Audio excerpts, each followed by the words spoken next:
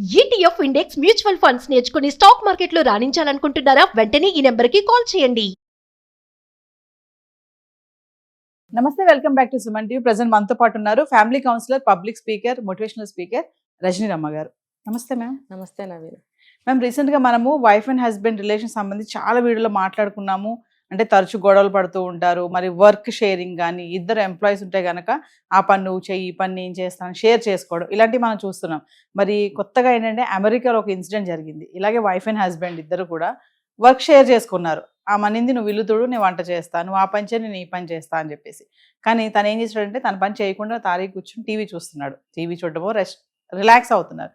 ఈమె ఏమైందంటే ఇంకా ఫ్రస్ట్రేట్ అయిపోయి పక్కనే, మీకు ఆల్రెడీ న్యూస్ తెలుసు మీకు, మరి నైఫ్ తీసుకోవడం, తన్ని అటాక్ చేయడం చేశారు.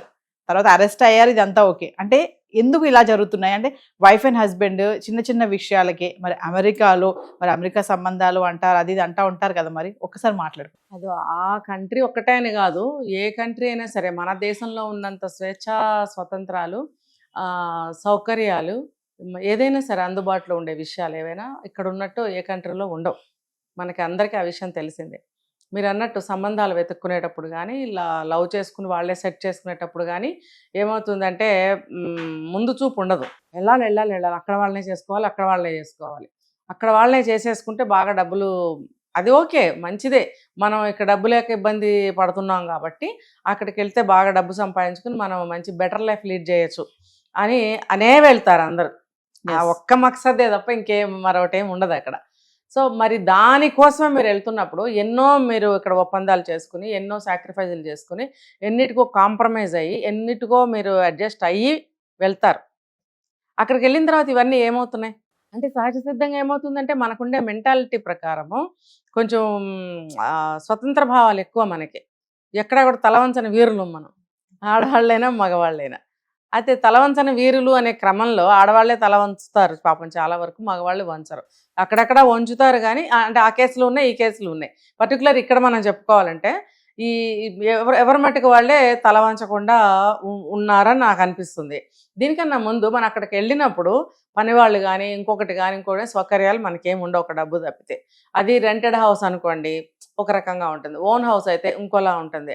ఏది ఏమైనా అక్కడ సర్వెంట్స్ ఇలాంటి వాళ్ళు ఎవ్వరూ ఉండరు. ఈవెన్ పిల్లలు పుట్టితే కూడా పేరెంట్స్ ఎవరన్నా వెళ్ళి చేసుకోవడమే తప్ప ఎవరు ఉంటారు. బాగా డబ్బులు ఉంటే మేడ్ని ఎవరన్నా టెంపరీ బేస్ మీద పెట్టుకుంటారు. వాళ్ళ పేమెంట్స్ కూడా ఎక్కువ ఉంటాయి, చాలా అండి, అవర్స్ బేసిస్. అది కూడా రోజుకు ఒక 2-3 గంటలు చూసిన అమ్మాయ అనుకునే పరిస్థితి అనమాట. ఆ 2-3 అవర్స్కి ఎన్నో డాలర్లు తీసుకుంటారు. ఇంకా మిగతా అన్ని అవర్స్ వీళ్ళు ఇబ్బంది పడాల్సిందే. కానీ ఆ కాస్త సమయమైనా మేము ఫ్రీగా ఉండగలుగుతామని చెప్పి పెట్టుకోగలిగిన వాళ్ళు, లేని వాళ్ళు ఇంకా ఇబ్బందులు పడుతున్నారు. అంటే ఇక్కడ మనకి సాధారణంగా ఎలా ఉంటుందంటే, ఒక పాప పుట్టింది, బాబు పుట్టాడు అనుకోండి, ఇంట్లో పుట్టింటికి వెళ్తారు, 5 నెలలో 6 నెలలో, వీలైతే సంవత్సరము అక్కడే ఉంటారు. జాబ్ చేసే వాళ్ళైతే వర్క్ ఫ్రమ్ హోమ్ ఫెసిలిటీ వచ్చింది కాబట్టి చేసుకుంటున్నారు, ఓకే, బాగుంది. అక్కడ అట్లా లేదుగా. నువ్వు వర్క్ ఫ్రమ్ హోమ్ చేసుకో, నువ్వు ఆఫీస్కి వెళ్ళు, ఇద్దరే ఉండండి, నలుగురే ఉండండి, మీరే చేసుకోవాలి. అది ఇద్దరికీ అండర్స్టూడ్, తెలిసిన విషయం అయినప్పుడు మరి ఒకళ్ళు కూర్చోవడం, ఒకళ్ళు చేయడం అనే పద్ధతి కరెక్ట్ కాదు. ఒకవేళ చిన్నపిల్లలు లేకపోయినా కూడా టైంకి అందరూ జాబ్ చేస్తే తప్ప వెళ్ళే పరిస్థితి, ఇల్లు నడిచే పరిస్థితి ఉండదు. అలాంటప్పుడు అందరూ వెళ్ళాల్సిందే, అందరూ సంపాదించాల్సిందే అని అన్నప్పుడు అందరూ ఈక్వల్గా చేసుకుంటూ ఉండాలి. నువ్వు ఒకటి చేస్తే నేను ఒకటి చేయాలి, నువ్వు అది చేస్తే నేను ఇది చేయాలి అనే అండర్స్టాండింగ్ నోటితో చెప్పకపోయినా చేత్తో కళ్ళతో చేసుకుంటూ వెళ్ళిపోవాలి మనం. అంటే చెప్పిన పని చేయకపోతే అటాక్ చేసేస్తారా? లేదు, నేను అదే అక్కడికే వస్తున్నా. నేను ఇప్పుడు ఇక్కడ కూడా మనం తీసుకుంటే నేను క్లారిటీగా చెప్తున్నాను. చూడండి, మన మగవాళ్ళు కూర్చుంటారు అలాగే, ఏ ఏజ్ వాళ్ళైనా కూర్చుంటారు. అయితే పెళ్లిగాని అబ్బాయిలు ఉంటే కూడా అమ్మలు పని చెప్పరు కదా. ఇప్పుడు ప్రస్తుతం అయితే అమ్మాయిలకు కూడా పని చెప్పట్లేదు. కొంచెం ముందుకు వెళ్తే కనుక అమ్మాయిలకి పని చెప్పేవారు, అబ్బాయిలకి చెప్పేవారు కాదు. అంతకుముందు అయితే అసలు మగవాళ్ళని అలా కూర్చోబెట్టి పూజలు చేసేవారు. మరి అది వేరే కంట్రీస్లో అది సాగదు. అందరు నడుములోంచి తలలోంచి చేసుకోవాల్సిందే. చివరికి వాష్రూమ్స్, ల్యాబరేటరీస్ కూడా కడుక్కోవాల్సిందే. అది ఎవరు కడగాలి అని అంటే ఇద్దరు భార్యాభర్తలు అయినప్పుడు ఇద్దరు చెరొకసారి కడుక్కోవాలి, తప్పనిసరి పరిస్థితి. అదే పరిస్థితి మనకి ఇక్కడ కూడా ఉంది. ఇక్కడ కూడా ఉన్నప్పుడు ఓన్లీ లేడీసే కడుగుతున్నారు ల్యాబరేటరీస్, జెంట్స్ కానీ పిల్లలు కానీ కడగటం లేదు. ఇందులో ఎటువంటి సందేహం లేదు. ఎక్కడో మహానుభావులు ఉంటే కడుగుతున్నారు, ఒకసారి కడిగి పోజులు కొట్టేవాళ్ళు కూడా ఉన్నారు. అలా కాదు, ఇప్పుడు రెగ్యులర్గా ఉండే రోజు వంట చేసుకోవాల్సిందే భోజనం చేయాలంటే, అలాగే రెగ్యులర్ వర్క్స్ ఉన్నప్పుడు అందరూ పంచుకోవాల్సిందే. ఇప్పుడు మన కంట్రీలో కూడా అదే పరిస్థితి వస్తుంది, ఆల్రెడీ వచ్చింది. పని వాళ్ళకి జీతాలు పే చేయలేక ఎంతమంది ఇబ్బంది పడుతున్నారు, చేసుకోలేక అటు పని వాళ్ళని పెట్టుకోలేక నరకయాతన ఆడవాళ్ళు అనుభవిస్తున్నారు. ఇది ఇలా ఉంటే కొంతమంది ఆడవాళ్ళు అన్నీ నేనే చేయాలా అని కసితోటి పంతంతోటి అంటే అన్నీ నేనే చేయాలా కాదు, అసలు సగం నువ్వు ఎందుకు చేయవు అనే వాదన ఇక్కడ కూడా ఉంది మనకి. అక్కడ వేరే కంట్రీ అని నేను చెప్పట్లేదు, ఇక్కడ వాళ్ళే అక్కడికి వెళ్ళి ఇక్కడ ప్రవర్తన అక్కడ ప్రవర్తిస్తున్నారు. కాబట్టి మన బేస్ ఇక్కడ మాట్లాడదాం. ఏం చేస్తారంటే నువ్వు ఇవన్నీ చేయాలి, నేను కొన్నే చేస్తాను, లేకపోతే బయట నుంచి నేను వంట చేయాలి, నువ్వు ఈ పనులు చేయి, నేను వంట చేస్తాను. నేను వంట చేయాల్సిన ప్లేస్లో ఏం చేస్తున్నాను, ఆర్డర్లు పెడుతున్నాను. లేకపోతే ఏదన్నా ఒకటి చేస్తాను, మిగతా ఆర్డర్ పెడతాను. లేకపోతే అత్తగారు అమ్మగారు వస్తే వాళ్ళని నెత్తి మీద పడేసి వెళ్ళి కూర్చుంటుంది జాబ్ దగ్గర. లేకపోతే పిల్లలు ఉన్నా సరే వాళ్ళ ముఖాన్ని పడేసి వీళ్ళిద్దరూ బయటికి వెళ్ళిపోతారు. అప్పుడు ఇల్లు ఏమవుతుంది కదా. అది ఇంకొక పాయింట్ ఏంటంటే, పని దగ్గరకు వస్తే ఇక్కడైనా సరే అక్కడైనా సరే బాధ్యతతోటి ఇద్దరం సమానంగా చేసుకోవాలనేది ఉండాలి. పని మనిషి ఇక్కడ ఉంటుంది కాబట్టి ఇద్దరికీ కూడా కొంత పని తగ్గుతుంది. అయినా కూడా వాళ్ళు ఏవో ఒప్పుకున్న పనులు చేసి వెళ్తారు, మిగతా ఇంటీరియర్ చాలా ఉంటుంది. ఉన్నప్పుడు అవంతా కూడా లేడీసే చేస్తూ ఉంటారు సాధారణంగా. అంటే సాధారణంగా ఇంటి మీద శ్రద్ధ ఉన్న మగవాళ్ళు చాలా తక్కువ మంది ఉంటారు. వాళ్ళు మాత్రం ఏదో సర్దునట్టు డెకరేట్ చేసినట్టు చేస్తారు, ఉన్నారు, లేదని అసలు అనద్దు. వాళ్ళ ఇంటి మీద ఇంట్రెస్ట్ ఉన్న మగవాళ్ళు చేస్తారు. కానీ ఇక్కడ ఏమవుతుందంటే సాధారణంగా కూర్చుంటారు, నాకు పని చెప్తావా అన్నది లోపలైతే డిగ్ అవుతూనే ఉంటుంది వాళ్ళకి. నాకు పని చెప్తుందా, లేచి వెళ్ళి చేసినప్పటికీ కూడా ఈ భావాలు అయితే వాళ్ళలో మొలకెత్తాయి.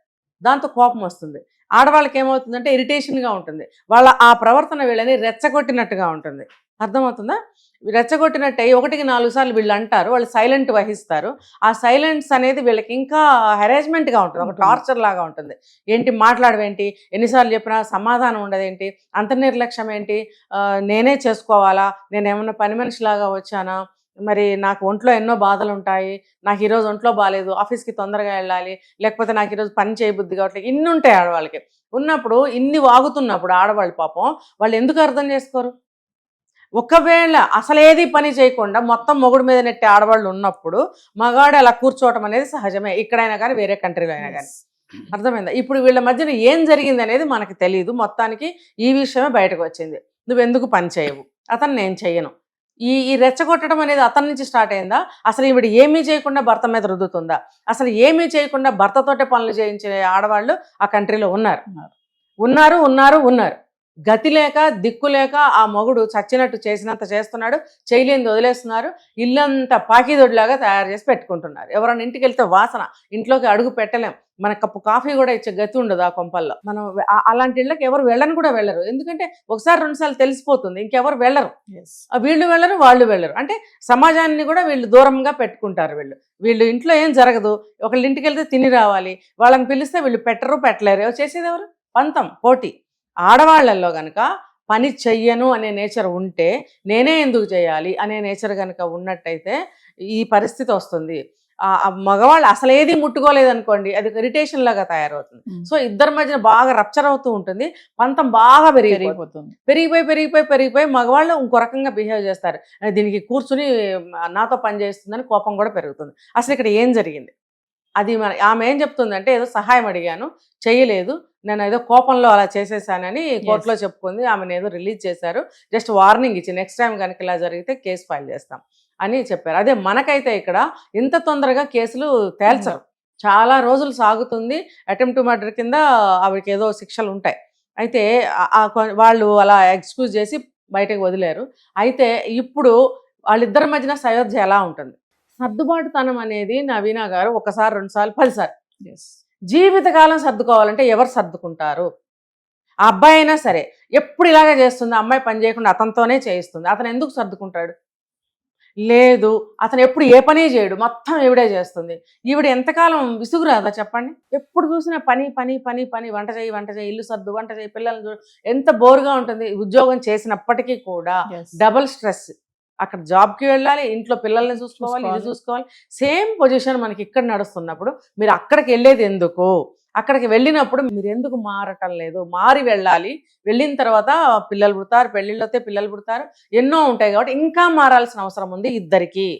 అలాంటప్పుడు ఆమె అన్నిసార్లు అడగడం ఎందుకు, ఈయన చేయను అనడం ఎందుకు? మరి ఆ రెచ్చగొట్టింది ఎవరు? ఇక్కడ పర్టికులర్ గా మాట్లాడుకుంటే ఇక్కడ రెచ్చిపోయింది ఆవిడ, రెచ్చగొట్టింది అతను. ఇక్కడ అమ్మాయి అబ్బాయి ఎవరు గొప్ప ఎవరు తక్కువ, అమ్మాయిని సపోర్ట్ చేస్తున్నారా అబ్బాయిని సపోర్ట్ చేస్తున్నారా అనేది అప్రస్తుతం ఇక్కడ. ఇది ప్రతి ఇంట్లో జరుగుతూనే ఉంది. కామెంట్స్ పెట్టేవాళ్ళు ఇలాంటి కామెంట్స్ పెట్టడం కాదు, దీనికి డెప్త్గా ఆలోచించండి. ప్రతి ఇంట్లో ఇలా జరుగుతుందా లేదా, అప్పుడు రూట్ కాజ్ వాళ్ళకి అర్థమైపోతుంది. అర్థమైపోయినప్పుడు ఇలాంటి దరిద్రపు కామెంట్స్ పెట్టకండి. Thank you.